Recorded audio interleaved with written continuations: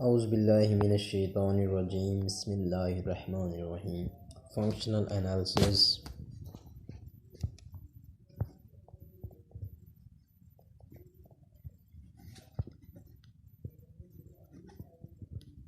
Lecture number 2। आज का जो हमारा टॉपिक है वो है extension and restriction of an operator. Extension and restriction of an operator। extension and restriction of an operator। हमारे पास कोई भी वेक्टर स्पेसेस हैं तीन। लेट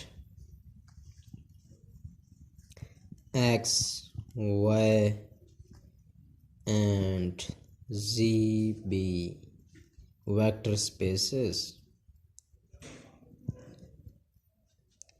and ये वेक्टर स्पेस और y x का सबसेट।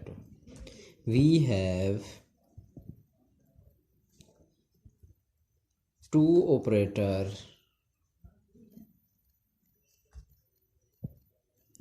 हमारे पास दो ऑपरेटर डिफाइन हो। किस तरह से डिफाइन हो? T1 हो हमारे पास x से z में एंड T2 हमारे पास हो y से z में।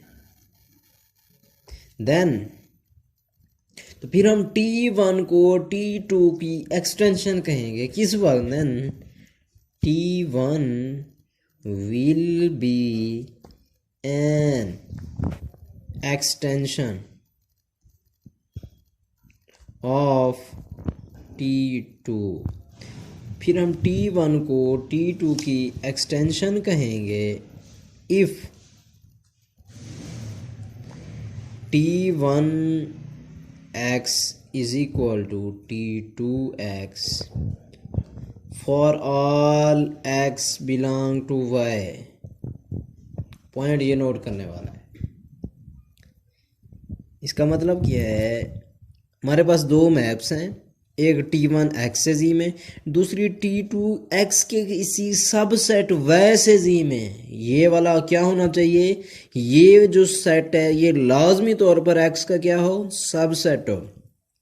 फिर हम T1 को T2 की एक्सटेंशन कहेंगे अगर T2 की y के हर पॉइंट पे जो वैल्यू है वही T1 की y के हर पॉइंट पे वैल्यू है।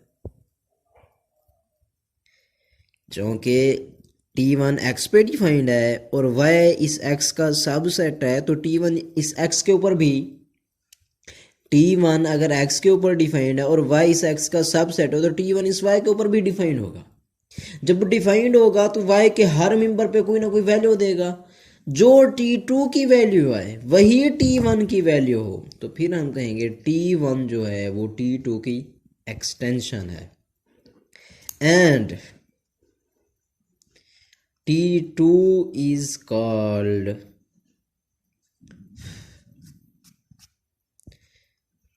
restriction of T1। T2 को तो हम कहेंगे ये एक्सटेंशन है T2 की और T2 क्या होगी? ये T1 की रेस्ट्रिक्शन होगी। पॉइंट यही है बस नोट करने वाला कि इस y के हर पॉइंट पे जो T2 की वैल्यू है वही वैल्यू इस y के हर पॉइंट पे T1 की है। T1 की भी वही वैल्यू है जो T2 की है। तो फिर T1 जो कि बिगर सेट है ना x जिसके ऊपर डिफाइंड है, T1 को कहेंगे एक्सटेंशन और y जो है इस x का सबसेट है तो T2 को कहेंगे ये रेस्ट्रिक्शन है। किसकी? T1 की।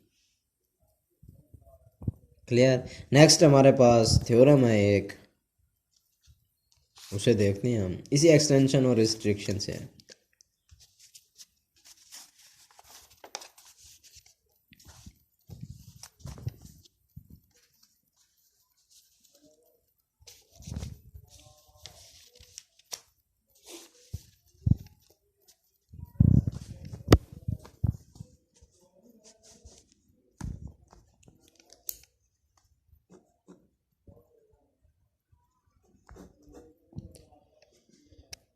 Late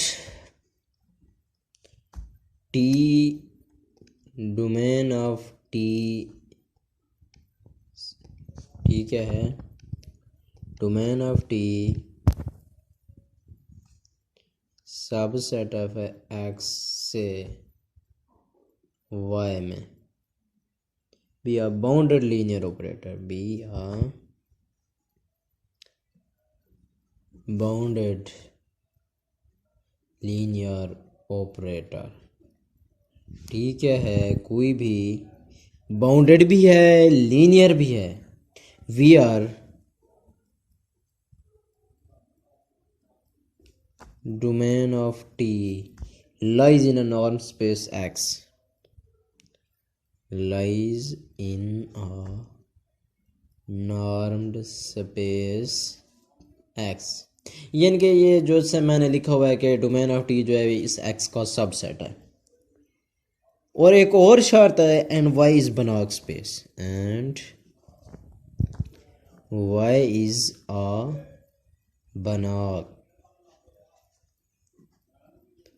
Banach space, then T has an extension,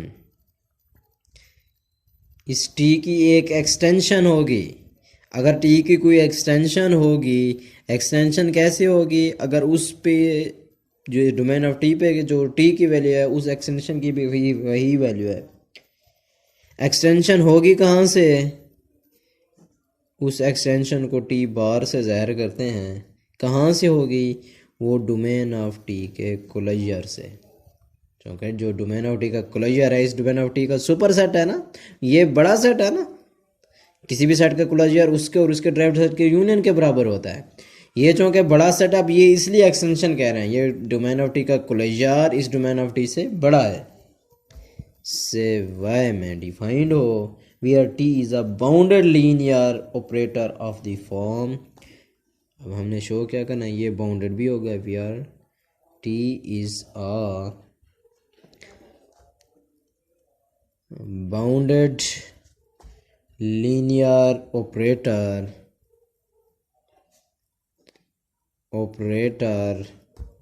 of the form, इस फॉर्म में हो कि इस T का जो नॉर्म हो इस एक्सटेंशन का वही T का नॉर्म, ये हमने शो कर। स्टेटमेंट को समझें। स्टेटमेंट ये है, कोई भी हमारे पास T बाउंडेड लीनियर ऑपरेटर है, ये T बाउंडेड लीनियर हमें दिया गया है, X नॉर्म स्पेस और Y बनाक स्पेस है, Y बनाक है तो इसका कोई भी बनाक की क्या डेफिनेशन है, कोई भी नॉर्म स्पेस उस वक्त बनाक होते जब वो नॉर्म स्पेस कंप्लीट हो। इसका मतलब क्या है, ये Y क्या होगी, कंप्लीट स्पेस। कंप्लीट का क्या मतलब है, हर काशी सीक्वेंस इसमें कन्वर्जेंट होगी। Then T has an extension, extension के लिए क्या होगा, इसका कोई सुपर सेट इससे बड़ा सेट होगा, वो कौन सा है, इस डोमेन ऑफ टी का क्लोजर। क्लोजर में ये डोमेन ऑफ टी भी होती है और इसके सारे के सारे लिमिट्स पॉइंट भी होते हैं। से वाई में वी आर टी इज़ बाउंडेडली, पहले तो हमने शो ये करना है कि ये एक्सटेंशन इस तरह से एग्जिस्ट करती है। जब एग्जिस्ट करती है तो हमने शो करना है ये बाउंडेड और लीनियर ऑपरेटर होगा जिसका नॉर्म इस ऑपरेटर टी के नॉर्म के बराबर होगा। ऐसा ऑपरेटर होगा। अच्छा, एक और बात याद रखना, ये हमेशा जो एक्सटेंशन वाला नॉर्म है ना इस टी का, ये इस टी से या तो बड़ा होता है या इसके बराबर हो सकता है, इससे कम कभी नहीं हो सकता, या इससे बड़ा होगा या इससे बड़ा। अब हमने शो करना है इसे बराबर, तो चलें इसका प्रूफ स्टार्ट करते हैं।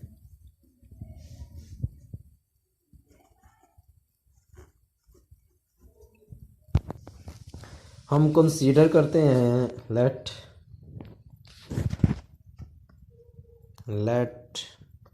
x belong to domain of T का closure.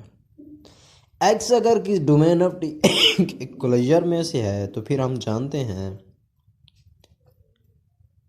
We know that if x belong to closure of M, then there exist xn belong to M such that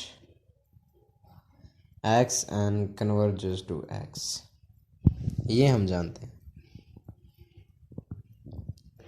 अगर ये m के क्लोजर में है तो सीक्वेंस m के अंदर होगी। यहाँ पे x अगर d ऑफ t के क्लोजर में है, so there exist xn belong to domain of t such that ये xn किसी x को कन्वर्ज करेगी, xn converging to x।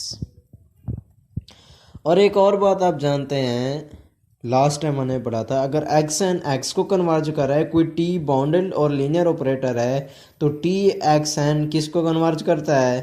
t x को। अच्छा, अब अगर ये कन्वर्जेंट है तो हम ये भी जानते हैं every convergent sequence is a Cauchy sequence. तो फिर दिस इंप्लाइज एक्स एम, अगर ये काशी कन्वर्जेंट है तो काशी लाजमी होगी। अगर ये काशी है तो x m minus x n less than some delta where delta is equal to epsilon over T norm for all m व एन ग्रेटर देन और equal to n naught belong to N. ये है ना Cauchy का criteria. अगर ये x n x को converge कर, इसका मतलब कन्वर्जेंट है। अगर ये कन्वर्जेंट है तो ये लाजमी बात है क्या होगी? काशी होगी। काशी होगी तो ये वाली स्टेटमेंट सेट, यहाँ पे मैंने जो डेल्टा लिया हुआ है वो एप्सिलॉन ओवर टी के नॉर्म के बराबर लिया हुआ है। क्लियर?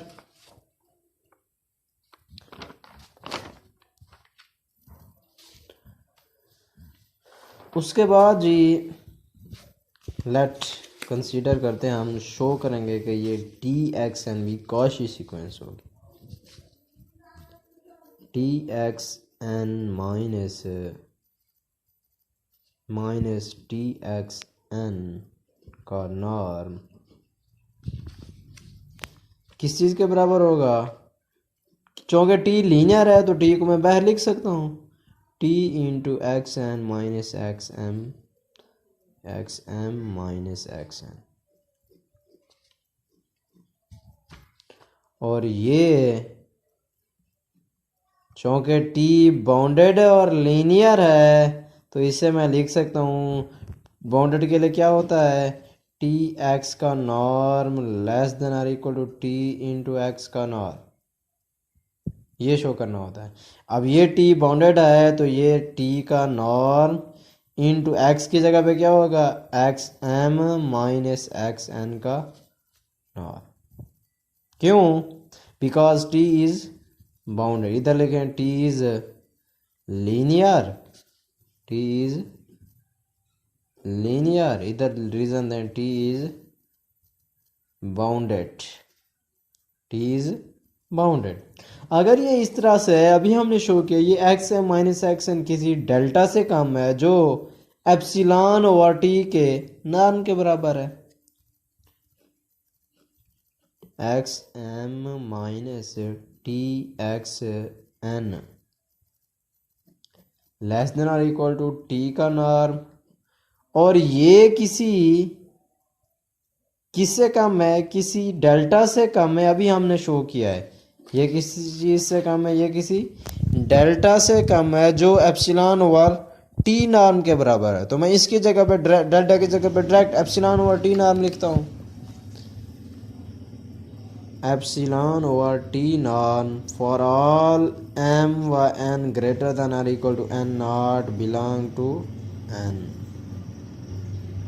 टी नॉर्म से टी नॉर्म गया तो T x m minus T x n का नॉर्म लेस देन, ये उससे लेस था तो इधर लेस आएगा, लेस देन टी नॉर्म से टी नॉर्म कैंसल, एप्सिलॉन बचेगा फॉर ऑल एम व एन ग्रेटर देन और equal to n naught belong to. इसका क्या मतलब है, ये जो टी एक्स एन सीरीज है, एक्स एन तो कन्वर्जेंट थी, वो काशी होगी। अब जो T x n series sequence है वो भी काशी है, ये काशी का क्राइटेरिया है ना, एक्स एम एन। अब T x n, this implies T x n is a Cauchy sequence in Y. ये वय के अंदर काशी है, और वय क्या है, बना क्या है, बना क्या है, तो इसका मतलब है वो कंप्लीट होगी। और अगर कंप्लीट है, कंप्लीट में हर काशी सीक्वेंस कन्वर्जेंट होती है। एंड वय इज अ बनाक स्पेस। बनाक स्पेस का मतलब है कि ये कंप्लीट है। अगर वह कंप्लीट है तो T x n is a convergent sequence in Y, so T x n is a convergent sequence in Y. Y के अंदर ये कन्वर्ज, ये किसी ऐसे मेंबर को कन्वर्ज करेगी जो वाई का मेंबर हो। Let T x n convergent to Y belong to Y, ये किसी ऐसे मेंबर को वाई को कन्वर्ज कर ली, हमने ये सपोज कर ली।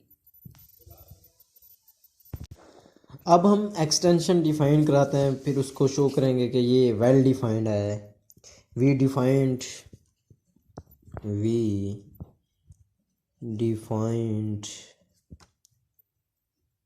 टी एक्सटेंशन बाय, टी को हम इस तरह से डिफाइन कराते हैं कि T of x is equal to Y. ये हमने डिफाइंड ही इसी तरह से करा दिया कि टी ऑफ एक्स भी वाई के बराबर है। अब हम शो ये करेंगे कि ये वेल डिफाइंड है। क्या शो करेंगे कि ये वेल डिफाइंड है। We show that this definition is independent of particulars. We show that this definition जो हमने अभी सपोज किया है, this definition is independent of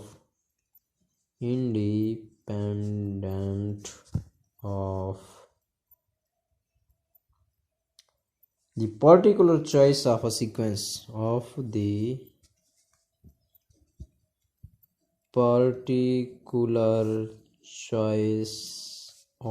a sequence in a domain of T converging to X।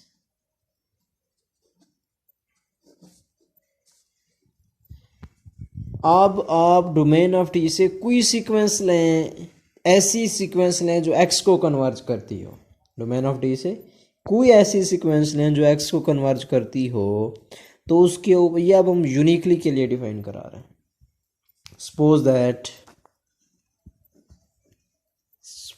That x n converges to x and दो हैं, and z n converge. X n भी ऐसी sequence है जो एक्स को converge करती है, Z N भी ऐसी सीक्वेंस है जो एक्स को कन्वर्ज करते हैं। देन वी एम भी ऐसी सीक्वेंस है जो एक्स को कन्वर्ज करती है। वी आर, यहाँ पे वी एम क्या है, वी एम इज द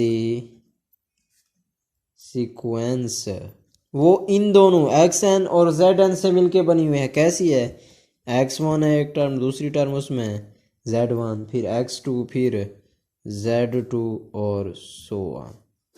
इसमें सारी की सारी ऐसी टर्म्स हैं। एक एक्स वन से एक्स एन से टर्म है एक, इसकी दो ही सब सीक्वेंस हैं, दोनों कन्वर्जेंट है।